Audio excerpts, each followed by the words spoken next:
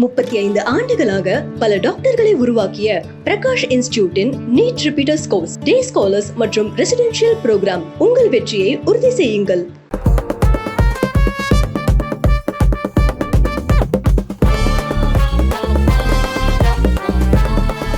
ஓபிஎஸ்ஸால திமுகவுக்கு லாபமா? ஓபிஎஸ்ஸால திமுகவுக்கு லாபமா அல்ல திமுகவால் ஓபிஎஸ் லாபமா என்பதை விட இப்போ நடக்கின்ற நிகழ்வுகள் எல்லாமே திமுகவுக்கு சாதகமாக இருக்கிறது. அவரை பொறுத்தவரை தனித்து நிற்க வாய்ப்பு இருக்கிறது. தென்னகத்தில் இருக்கின்ற 60க்கும் மேற்பட்ட இடங்களில் கட்சி ஆரம்பிக்கணுங்க. தனித்து சுயேட்சை 60 பேர் நிற்பாங்க. அதே மாதிரி செல்லூர் ராஜ் ஏன் கொதிக்கிறாரு? இது ரொம்ப தேவையில்லாதது. ஓபிஎஸ் சீண்டி இருக்கக்கூடாது, ஓபிஎஸ்க்கு ஒரு மரியாதையை கொடுத்துருக்கணும் ஏன் சொல்றாங்க? அது அந்த அந்த சமூகம் நீங்க நினைக்கிற மாதிரி அந்த சமூகம் அங்க கட்டமைப்பு ரொம்ப ஸ்ட்ராங்கா இருக்கு. ஓபிஎஸ் பின்ன அந்த சமூகம் வருமா? இப்போ ஜெயலலிதாவுக்கு பின்னாடி ஒரு விசுவாசமான ஆளை ஒருத்தரை ஐடென்டிஃபை பண்ணது ஏன் அந்த சமூகத்தை சார்ந்தவரை சசிகலா ஐடென்டிஃபை பண்ணாங்க. அவருக்கு பெரிய எதிரி யாரு? எடப்பாடி தான். ஸ்டாலினை விட பெரிய எதிரி அவர் தானே. ஸ்டாலினே போய் சந்திச்சிட்டாருல. அப்ப பெரிய எதிரி எடப்பாடி தோக்கணும்னா என்ன அர்த்தம்? அவர் வாக்கு சதவீதம் குறையணும். அவர் கடந்த 65-70 இடங்களில் வெற்றி பெறக்கூடிய சூழல் இருந்த அந்த காலகட்டம் மாதிரி இல்லாமல் இன்னும் கீழே 20-30 இடத்துக்கு கீழே போயிட்டாருன்னா அவருக்கு சந்தோஷம் தான் கிடைக்கும். நம்ம எங்களை நீ விளக்குனதுனால உன் நிலைமை என்னங்கிறத அவர் பார்ப்பாங்கல்ல. எடப்பாடி தோற்கடிச்சாரு, எடப்பாடி அணியை தோற்கடிச்சாருன்னா அது பிஜேபிக்கு வலிக்கும்ல. பிஜேபி தலைவர்கள் பல்வேறு முக்கியமான தலைவர்களுடைய பேச்சை நீங்க கேட்கலையா? எங்களுக்கு 2026 முக்கியம் அல்ல, எங்களுக்கு 2029 தான் முக்கியம், 2031 தான் முக்கியம்னு இருக்காங்க. 50க்கும் மேற்பட்ட உலக நாடுகளில் 100 கோடிக்கும் அதிகமான ஆகாயம் தமிழ் பார்வையாளர்களுக்கு பேரன்பும் திருநன்றி. வணக்கம் ஆகாயம் நண்பர்களே. திமுகவால் ஓபிஎஸ்க்கு லாபமா, ஓபிஎஸ்ஆல் திமுகவுக்கு லாபமா? இதை பற்றி பேசுவதற்காக எழுத்தாளரும் மனிதநேய மக்கள் கட்சியின் அமைப்பு செயலாளருமான திரு புதுமடம் ஹலீம் இங்கு வந்திருக்கிறார். வணக்கம் திரு புதுமடம் ஹலீம். வணக்கம். ஓபிஎஸ்ஆல திமுகவுக்கு லாபமா?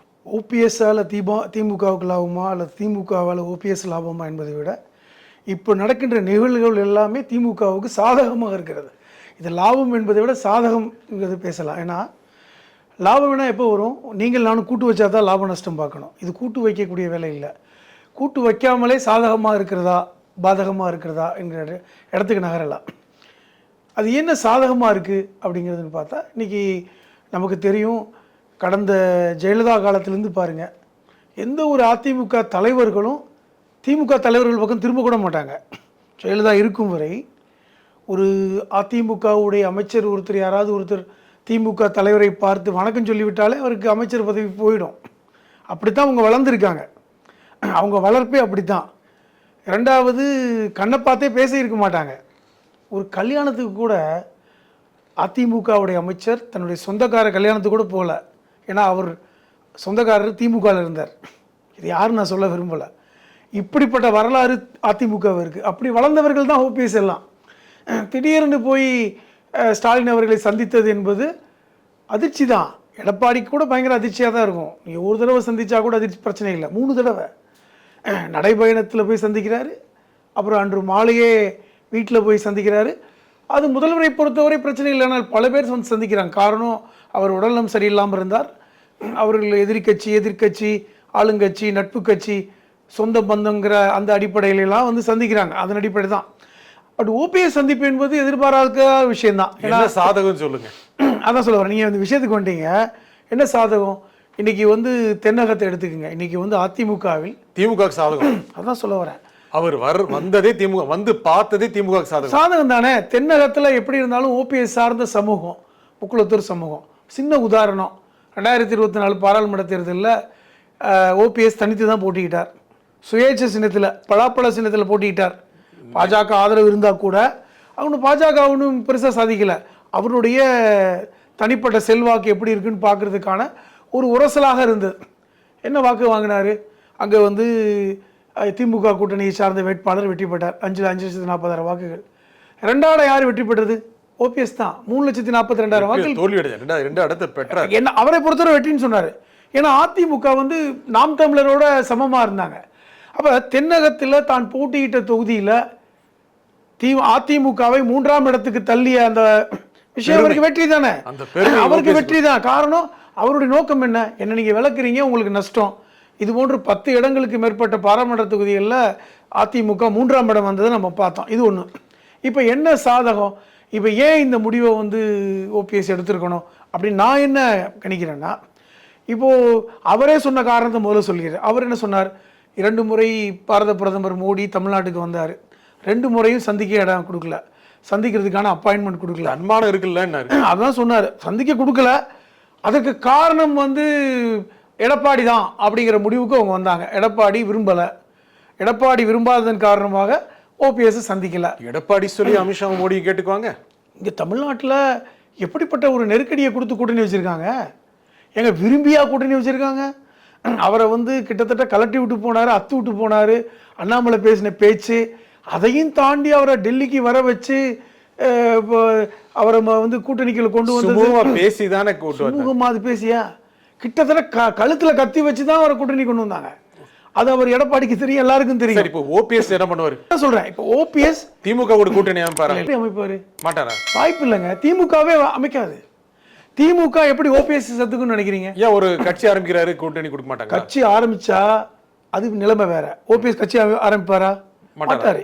ஏன்னால் அவர் வந்து அதிமுகவை கிளைம் பண்ணிட்டு இருக்காரு. அவர் கட்சி ஆரம்பிச்சா எப்படி நீதிமன்றத்தில் அவருடைய வழக்குகள் என்ன ஆகுது? கட்சி ஆரம்பிக்க மாட்டார். அப்போ கூட்டணி வைக்க வாய்ப்பு இல்லை, திமுக வாய்ப்பே கிடையாதுங்க. அவர் வந்து ஸ்டாலின் அவர்களை பார்த்தது என்பது கூட்டணிக்காக அல்ல, ஸ்டாலின் அவரை அனுமதித்ததும் கூட்டணிக்காக அல்ல. 2 பேருக்கு எப்படி சாதகம்னு நான் சொல்றேன். சரி, ஏற்கனவே திமுக கூட்டணி ஹவுஸ்ஃபுல், அங்கே ஏற்கனவே ஹவுஸ்ஃபுல் தான். ஏற்கனவே பலமுறை வந்து எடப்பாடி அங்கிருந்து ஒரு கூட்டணி பெரிய கட்சியே வருண்டாரு, ஒருத்தரும் வரல. எல்லாரும் திருப்பி முதல்வரை போய் பார்க்க போய்கிட்டே இருக்காங்க, அதான் பார்க்குறாரு. அதை விட ஆபத்து இப்போ ஓபிஎஸ் போய் பார்த்தது என்னன்னு சொல்கிறேன். இப்போது செல்வாக்குன்னு எடுத்துங்களேன். இப்போ அதிமுகவுக்கான செல்வாக்கு வட தமிழகத்தில் எடுத்துக்கிட்டிங்கன்னா, நீங்கள் கொங்கு பெல்ட்டில் உங்களுக்கு செல்வாக்கு இருக்குதான், ரொம்ப ஸ்ட்ராங்காக இருக்காங்க. அதில் ஒன்றும் இல்லைன்னா அவருடைய சமூகம் சார்ந்த வாக்குகள். இப்போ அதே மாதிரி வட தமிழகத்தில் யாருடைய ஆதரவால் நீங்கள் வெற்றி பெற்றீங்க? பாட்டாளி மக்கள் கட்சின்னு எல்லாருக்கும் தெரியும். வன்னியர்களுடைய வாக்கு நீங்கள் கொடுத்த 10 விழுக்காடு அந்த இடஒதுக்கீடு தான் உங்களை வந்து அந்த பக்கம் கரை சேர்த்தது 21. அதுக்கப்புறம் நினச்சி பாருங்க, இப்போ வந்து தென்னகத்தில் ஓபிஎஸ் சார்ந்த சமூகம், டிடிவிகே சார்ந்த சமூகம், சசிகலா சார்ந்த சமூகம், இந்த முக்குளத்தூர் சமூகம் உங்களுக்கு எதிராக தானே இருக்கு. ஆனால் கூட்டத்தை வச்சுன்னு சொல்லாதீங்க, கூட்டம் எப்படினாலும் கூட்டலாம். ஏன் இப்போ இப்போ இருக்கின்ற நீங்கள் நடிகர்கள் கட்சிகளுக்கெல்லாம் கூட்டம் கூடலையா? கூட்டத்தை எப்படி கூட்டுறாங்கன்னு இப்போ தென்னகத்தில் கேட்டு பாருங்க. எல்லா ஊர்லையும் எல்லா கட்சியும். நான் என்ன சொல்கிறேன், ஆனால் அங்கே நிலவு எப்படி இருந்தது? இப்போது இது முத்துராமலிங்க தேவர்களுடைய குரு பூஜைக்கு போனார்ல எடப்பாடிக்கு போனவர், அங்கே இருக்கின்றவங்க எவ்வளவு அவரை வந்து கோஷம் போட்டாங்க. எடப்பாடி இந்த மண்ணில் கால் வைக்கக்கூடாதுன்னு சொன்னாங்க. ஏன் சொன்னாங்க? 10 விழுக்காடு நீ வந்து வன்னிய சமூகத்துக்கு இடஒதுக்கீடு கொடுத்துட்ட, இது முக்குளத்தோருக்கு செய்த துரோகம் சொல்லலையா? ஆனால் ஒரு காலத்தில் அந்த முக்குளத்தோர் சமூகத்தை மையமாக வைத்து தான் அதிமுக அரசு தேவர் கட்சின்னு சொன்னாங்க. அப்படிதாங்க சொன்னாங்க. எங்க தேவருக்கே வந்து தங்க கவசம் செஞ்சு கொடுத்தாரு ஜெயலலிதா. சரி, இப்போ சொல்லுங்க, நீங்க ஓபிஎஸ் என்ன பண்ணுவார்? அப்படிதான். அதாவது எதிரிக்கு நமக்கு 2 கண்ணு போனாலும் பரவாயில்ல, எதிரிக்கு ஒரு கண்ணு போகணும்னு நினைக்க மாட்டாரா? அவரை பொறுத்தவரை எடப்பாடி கொஞ்சம் அவரை பொறுத்தவரை தனித்து நிற்க வாய்ப்பு இருக்கிறது. தென்னகத்தில் இருக்கின்ற 60க்கும் மேற்பட்ட இடங்களில் கட்சி ஆரம்பிக்கணுங்க. தனித்து சுயேட்சை 60 பேர் நிற்பாங்க, ஓபிஎஸ் பேரை சொல்லிக்கிட்டு. அதில் அந்த வாக்கு வங்கி எங்களுடைய சமூக வாக்கு வங்கிகளை பிரிச்சு காமிப்பாங்க. அதிமுகவுடைய பிரியுமா எங்க பிரிஞ்சிருக்குல்ல, அதான் சொல்றேன். இப்போ டிடிவிக்கு தினகரன் வாக்கு வாங்கலையா? அவர் அமமுக நின்றார், ஆனால் அவருக்கான சாதக பாதக பலன் இருக்குல்ல. நான் என்ன கேட்குறேன், இப்போ நீங்கள் தென்னகத்தில் ராமநாதபுரம் தொகுதியில் நீங்கள் வந்து ஓபிஎஸ் ஆள் நிறுத்தினால் நீங்கள் 3ஆவது இடத்துக்குள்ள போகிறீங்க. அப்போ அது யாருடைய வாக்குகள்? இது மாதிரி வந்து தேனியிலையும் மதுரையிலையும் இன்னைக்கு ஏன் மதுரையில் இருக்கின்ற முன்னாள் அமைச்சர்கள்லாம் கொந்தளிக்கிறாங்க? இன்னைக்கு வந்து உதயகுமார் அந்த சமூகத்தை சார்ந்தவர் தான். அவருக்கு இன்னைக்கு ஆமாம். அதே மாதிரி செல்லூர் ராஜ் ஏன் கொதிக்கிறாரு? இது ரொம்ப தேவையில்லாதது, ஓபிஎஸ்ஸை சீண்டி இருக்கக்கூடாது, ஓபிஎஸ்க்கு ஒரு மரியாதையை கொடுத்துருக்குன்னு ஏன் சொல்கிறாங்க? அது அந்த சமூகம் நீங்கள் நினைக்கிற மாதிரி அந்த சமூகம் வந்து அங்கே கட்டமைப்பு வந்து ரொம்ப ஸ்ட்ராங்காக இருக்குது. ஓபிஎஸ் பின்ன அந்த சமூகம் வருமா? இப்போ அதாவது அந்த சமூகத்துக்கான பிரதிநிதிகளாக இன்னைக்கு இவங்க தான் இருக்காங்க. ஒரு காலத்தில் ஃபார்வர்ட் ஃபிளாக் இருந்தது, முத்துராமலிங்க தேவருடைய கட்சி இருந்தது, இப்போ அதெல்லாம் இப்போ இல்லை. அந்த சமூகத்தை சார்ந்த தலைவர்கள் என்று சொல்லக்கூடிய முக்கியமான இடத்துல ஓபிஎஸ் இருக்காரா இல்லையா? எங்க அந்த சமூகத்துக்கு 3 முறை அவர் முதல்வராக இருந்தது பெருமை சேர்த்தாரா இல்லையா? இப்போ ஏன் அவரு கொடுத்தாங்க? ஜெயலலிதாவுக்கு பின்னாடி ஒரு விசுவாசமான ஆளை வந்து ஒருத்தரை ஐடென்டிஃபை பண்ணது ஏன் அந்த சமூகத்தை சார்ந்தவரை சசிகலா ஐடென்டிஃபை பண்ணாங்க?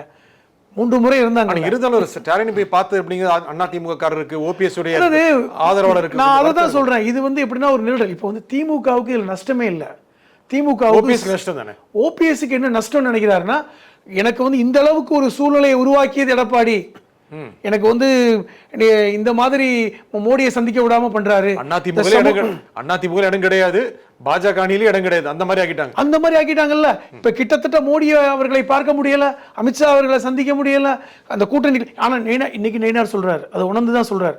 இப்ப நயினார் நாகேந்திரன் சமூகத்தை சார்ந்தவர் தான். அவர் சொல்றாரு, என்கிட்ட சொல்லியிருந்தா நான் வந்து அப்பாயின்மெண்ட் இதை முன்னாடி செஞ்சிருக்கணும்ல. இது எனக்கு நான் என்ன நினைக்கிறேன்னா, இதில் வேண்டுமென்றே இவர்கள் செய்கிறார்களா என்ற சந்தேகம் இருக்கு. சரி, நீங்க சொல்லுங்க. நீங்க சொல்ல வந்தீங்க, அவர் தனியாக ஒரு 60 இடங்களில் ஆட்களை நிறுத்தி வைப்பார், வாக்குகளை பிரிப்பார், அதிமுகவை தோற்கடிப்பார். நான் என்ன கேட்கிறேன், இன்னைக்கு நிலைமைக்கு அவருக்கு பெரிய எதிரி யாரு? எடப்பாடி தான். ஸ்டாலினை விட பெரிய எதிரி அவர் தானே. ஸ்டாலின் போய் சந்திச்சிட்டாருல. அப்ப பெரிய எதிரி எடப்பாடி தோக்கணும்னா என்ன அர்த்தம்? அவர் வாக்கு சதவீதம் குறையணும். அவர் வந்து கடந்த 65-70 இடங்களில் வெற்றி பெறக்கூடிய சூழல் இருந்த அந்த காலகட்டம் மாதிரி இல்லாமல் இன்னும் கீழே 20-30 இடத்துக்கு கீழே போயிட்டாருன்னா அப்போ அவருக்கு சந்தோஷம் தான் கிடைக்கும். நம்ம எங்களை நீ விளக்குனதுனால உன் நிலைமை என்னங்கிறத அவர் பார்ப்பாங்கல்ல. எடப்பாடி தோற்கடிச்சாரு, எடப்பாடி அணியை தோற்கடிச்சாருன்னா அது பிஜேபிக்கு வலிக்கும்ல. எங்க பிஜேபியோட நோக்கம் நீங்கள் புரிஞ்சுக்கலையா? பிஜேபி தலைவர்கள் பல்வேறு முக்கியமான தலைவர்களுடைய பேச்சை நீங்கள் கேட்கலையா? எங்களுக்கு 2026 முக்கியம் அல்ல, எங்களுக்கு 2029 தான் முக்கியம், 2031 தான் முக்கியம்னு இருக்காங்க. என்ன காரணம்? இப்போ நீ யோசிச்சு பாருங்க. 2029 பாஜக தலைமையில் கூட்டணி அமைத்தால் அது அவர்கள் விரும்புவார்களா, இல்லை திரும்பி மீண்டும் எடப்பாடி தலைமையில் கூட்டணி வைப்பாங்களா? இப்போ 2026ல் நீங்க சொல்றீங்க ஓபிஎஸ் ஒரு 60 இடங்களில் ஆட்கள் நிறுத்தி அதிமுக எடப்பாடி பாஜக அணி தோற்கடிச்சிருவார். அது திமுகவுக்கு உதவுறது. கண்டிப்பா திமுகவுக்கு லாபம் தானே. 3 தடவை எதுக்கு போய் பார்த்தாரு? 2 தடவை, காலையில் ஒரு தடவை, சாயந்தரம். அடுத்த நாள் நேற்று காலையில் மீண்டும் பார்க்கில் சந்திச்சிருக்கார். 3 தடவை சந்தித்திருக்கிறார். 2 நாளில் 3 தடவை. அப்ப இது ஏன் சந்திக்கிறாரு? என்ன அஜெண்டா? இப்ப பார்க்க தினமும் சந்திப்பார் போல இருக்கு. அப்படித்தானே தெரியுது. இப்ப தானா வலிய வந்த ஒரு இதை எப்படி வந்து ஸ்டாலின் அவர்கள் வந்து அதை வேணாம்னு சொல்லுவாங்க? எதிர்பார்க்காத ஒரு இது வலிய வர்ற சீதேவியை தட்டி விட மாட்டாங்கல்ல, நம்ம ஊர் பழக்கத்தில் சொல்லுவாங்கல்ல, அது வருது. எடப்பாடிக்கு நஷ்டம்தான். இதுல திமுகவுக்கு இழப்பதற்கு ஒன்றும் இல்லை. வாக்கு பிரியட்டும்னு நடப்பாங்கல்ல. எங்க கிட்டத்தட்ட அந்த ஜெயிக்கின்ற வாக்குகளை தாண்டி பிரியும். இது தென்னகத்துல ஒரு இடம் கூட அதிமுக வெற்றி பெறாது. ஓபிஎஸ் தனியா நிக்க வைக்கிறதுக்கு திமுக உதவுமோ? இது உதவ வேண்டிய அவசியம் இல்லை. எல்லா விதத்திலையும் உதவுமோ? இல்ல, உதவ வேண்டிய அவசியம் இல்லை. எல்லா விதத்திலையும் உதவுமோ? அதை நான் எப்படி சொல்றது? நீங்க வந்து திமுக தான் கேட்கணும். நான் என்ன சொல்றேன், இப்படி இந்த செயல்களின் மூலமாக திமுகவிற்கு சாதகம். அதனாலதான் வந்து அப்பாயின்மெண்ட் கொடுக்குறாரு முதல்வர். ஆனா இதனால வந்து கட்சியில சேர்த்துக்க போறது இல்ல, கூட்டணியில சேர்த்துக்க முடியாது. என்ன இல்லாம ஓபிஎஸ்க்கு அவர் பையன் 2 பேரும் எம்எல்ஏ ஆகணும், அவர் முக்கியமா ஒரு பையனாவது எம்எல்ஏ ஆகணும். லாபத்தை விட எதிராளிக்கு நஷ்டம் அப்படிங்கிறது லாபம் தானே. ஒரு எம்எல்ஏ ஆக வேண்டாமா ஒரு பையன்? கேட்கிறேன், என்னுடைய லாபத்தை விட எதிராளிக்கு பெரும் நஷ்டம் அப்படின்னா அது எனக்கு சந்தோஷத்தை கொடுக்குதுன்ற. ஒரு பையன் எம்எல்ஏ ஆகணும்ல. அவர் ஏற்கனவே எம்பி ஆனவர் தாங்க. ஏங்க ஓபிஎஸ் என்ன முதல் முறையாக எம்எல்ஏ ஆனவரா? ஓபிஎஸ் வந்து 3 முறை முதலமைச்சராக இருந்தவர். அவர் எல்லா இதையும் பார்த்துட்டாரு. அவருக்கு என்ன வேணும்? கௌரவம் வேணும். இப்போ அவருக்கு தேவை வந்து டிக்னிட்டி. அவருக்கு அங்கே வந்து டிக்னிட்டி இல்லை. அதிமுகவை கட்டி காத்தவர், ஜெயலலிதா இருக்கும்போதே முதலமைச்சராக இருந்தவர், ஜெயலலிதாவால் அடையாளம் காண்பிக்கப்பட்டவர். அவருக்கு அங்கே மரியாதை இல்லை. இப்போ வந்து எடப்பாடிய மண்ணக்கவ வச்சா அவருக்கு மரியாதை கிடைக்கும் நினைக்கிறாருல்ல. ஓபிஎஸ் ஒரு சம்பவம் செய்ய போறாரு. சபதம். இது 2வது தர்ம யுத்தம். ஒரு சம்பவம் செய்ய, இது 2வது தர்ம யுத்தம். ஓபிஎஸ்க்கு 2வது தர்ம யுத்தம். எடப்பாடி மண்ணக்கவினால் தனக்கு சந்தோஷம் நினைக்கிறார். அப்புறம் பார்த்துக்கலாம் 2029-31 அப்படிங்கிறது ஓபிஎஸ் கணக்கு மாதிரி இருக்கு. இந்த நிகழ்ச்சியின் கருத்தில் குறைவாக திரு புதுமடம் அலை மிக்க நன்றி. மீண்டும் ஒரு நிகழ்ச்சியை சந்திப்போம். நன்றி, வணக்கம். 35 ஆண்டுகளாக பல டாக்டர்களை உருவாக்கிய பிரகாஷ் இன்ஸ்டிடியூட்டின் நீட் ரிப்பீட்டர்ஸ் கோர்ஸ், டே ஸ்காலர்ஸ் மற்றும் ரெசிடென்ஷியல் ப்ரோக்ராம். உங்கள் வெற்றியை உறுதி செய்யுங்கள்.